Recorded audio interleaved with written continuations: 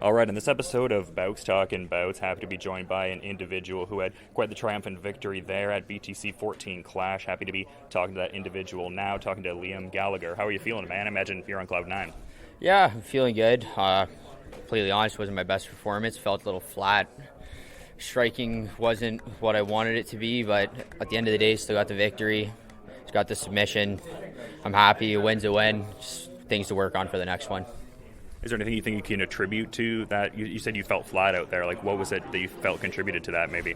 A year and a half out of the cage, pro debut, a lot of nerves. I think those all played a factor. But again, like I said, at the end of the day, a win's a win. I'm happy with the win. I'm not going to sit here and pretend like I'm not. Just things to work on, things to go back to the gym, things to take from this fight and bring into the next one. So I'm happy, but I expect better performances in the future.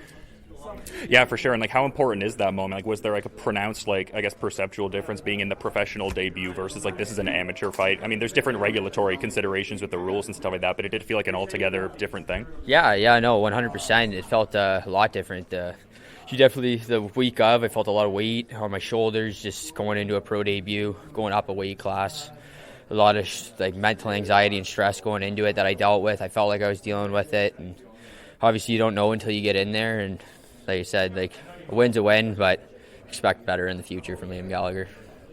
Yeah, I mean, I think you had some standout performances in the first round. It seemed like your strikes were really finding a home. Did you feel like he was close to being finished at any point? 'Cause I felt like he showed a level of resiliency there. It seemed like you had him pretty rocked. Yeah, no, I definitely, the first time I dropped him with a straight right, I felt it right on the button, put him down.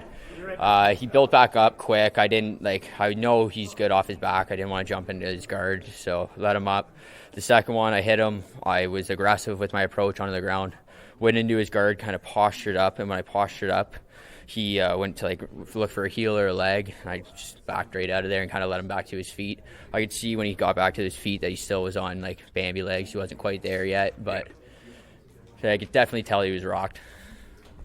Yeah, and it seemed like he had certain moments with the wrestling in the second round, but great resiliency on your part to overcome that and just really turn the momentum around. Do you learn a lot from those kind of moments, overcoming a level of adversity, at least positionally at the time? Yeah, no, again, going up a weight class, I definitely felt the strength and size difference when he was on top. He wasn't doing any damage. He wasn't passing guard. I was able to hold him in my guard.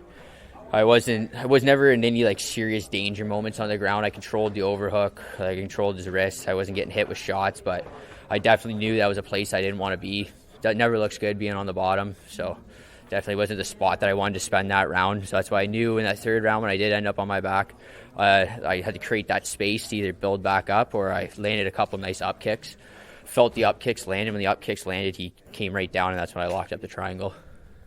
Yeah, and how familiar are you with that particular position? Is there a sense of drilling it 1,000 times and then finally getting it in the live competition context? I imagine that would be fairly satisfying. If you had asked me at the beginning of the week how I thought I finished this fight, a triangle would have been the last thing I would have said. So it was just one of those things. Obviously do drill jiu-jitsu regularly. It's one of those things. I saw the opportunity, I went for it, and I knew that worst comes to worst in that position, I could have built my way back up, or I felt that the triangle was deep and it just kept getting deeper, and then I rolled onto the mount. When I had the mounted triangle, I knew it was just a matter of time until I either finished him with strikes or finished him with a submission.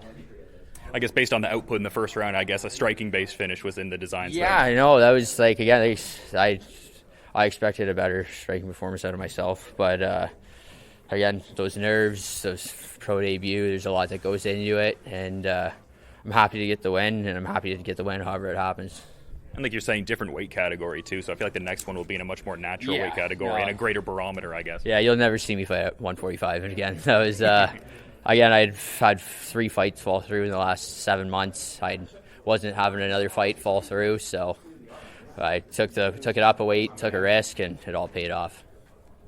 Yeah, it was a great performance and just such a rich history with the London, Ontario crowd with Canadian MMA. Is that something that you appreciate? Do you feel good getting out there, kind of being interwoven in that rich fabric there? Yeah, actually, this is my 4th time I've fought in London. I always like coming out here to fight. The crowd is vibrant, the energy, the people. It's always a really good showing in London, so I'm always happy to come back. I'm always happy to fight here.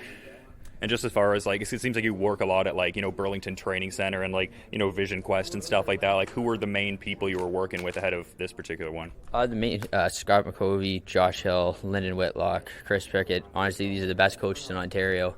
Matt McDonald at Bora Brazilian Jiu-Jitsu. I can't ask for better coaching. Yeah, for sure. Great people to surround yourself with and hone the skills for sure. I imagine that instills a lot of confidence, especially, a guy like Josh Hill too, competing in Bellator. Lyndon's been part of the scene for so long, so great minds to learn from, even beyond technique, I would think. Oh, yeah. Like, in my eyes, coaching is one of the most important aspects of this sport. You have to have the right people behind you if you want to take the right path. And I can't ask for anything more. Look at Josh like an older brother. He really takes care of me. Well, it's awesome to hear, man, and I want to let you enjoy your victory here. So to that point, is there anything you maybe want to add kind of as a parting thought, Liam? No, just I'll be back in there in July and expect another one. Well, thanks so much for the time, Liam. It was a great performance there, man. Thank you. Appreciate it.